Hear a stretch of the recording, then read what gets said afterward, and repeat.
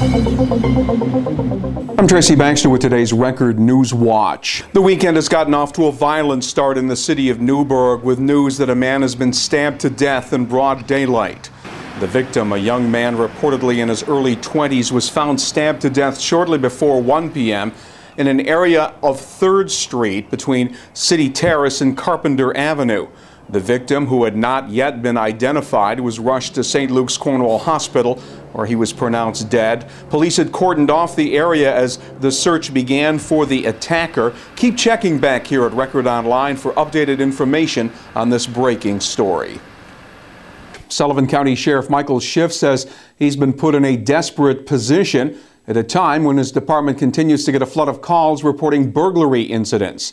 And that is his reason for wanting the county legislature to restore $100,000 worth of overtime funding in order to provide adequate road patrol. Schiff says the loss of funding has put him in a, quote, desperate position, forcing him to put only 1 or 2 patrol cars on the road available to respond to criminal activity. When we have these burglaries, normally I would bring people in, 2 or 3, saturate an area, stop cars, and find out who's there and try to develop leads or apprehend someone. It also makes it difficult for us to field enough people on the road. We're down 25% manpower on the road patrol. So in order to fill holes when someone calls in sick, when someone's on vacation, it doesn't enable us to put a full patrol out. What happens is the public suffers. We're unable to handle crime in a way that is appropriate, to take care of the exploding heroin drug problem that we've got, the burglaries and crime that are a spin-off of that. And that leaves the public to be victimized, and it's our job is to make sure that doesn't happen. County legislators have decided to delay taking any action to restore overtime funding until the sheriff provides them with a proposal concerning his future staffing needs. They have agreed in principle to restore about $50,000. Schiff says without a full restoration of overtime funding, he may have to resort to drastic measures, including the end of midnight patrol shifts this summer. A man from Montgomery has been charged with driving while intoxicated following a motorcycle crash in the town of Crawford last night that sent the driver to Westchester Medical Center. Crawford police say 29-year-old Kyle Conklin lost control of his motorcycle at a turn on Winding Hills Road. His bike slammed into an earth embankment. Conklin was listed in stable condition with facial injuries and possible head trauma. Police say additional charges are pending. State police have identified the man whose body was discovered in the Delaware River near Narrowsburg back on May 4th. Dental records were used to confirm the identity of 56-year-old James Estes of Nicholson, Pennsylvania. Canoeists discovered his body on a rock in the Delaware River near the confluence with the 10 Mile River. Estes had been reported missing April 25th. An autopsy failed to pinpoint the cause of death, which has been listed as undetermined. But state police say no foul play was involved. Their ultimate goal: to drive bad landlords out of the neighborhood and get the rest of them to clean up and fix up. And with that in mind, Kingston and Ulster County fire and police officials conducted a block-by-block inspection of properties along Henry Street Thursday. What they were looking for were city code violations that could be written up as part of the ongoing effort to improve that neighborhood. A total of 21 violations were discovered during the sweep, along with a house that had been broken into and ransacked.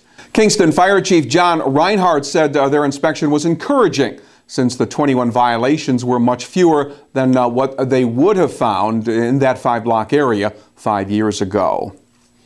Port Authority officials haven't yet been able to land any additional passenger service for Stewart Airport, but the airport has been doing a good job when it comes to on-time departures of the flights that they currently offer. A report from the Department of Transportation shows Stewart with an on-time departure rate of about 85% in March, much higher than the other airports in the New York metro area. Newark Airport had the lowest on-time percentage, just 69%, but officials point out Newark handled close to 21,000 flights in March. That compared to just 342 at Stewart. Arriving aircraft at Stewart were on time about 75% of the time. A year ago, he was flagged down by residents on Route 209 in Ulster County, who told him their house was on fire and that a family member was still inside.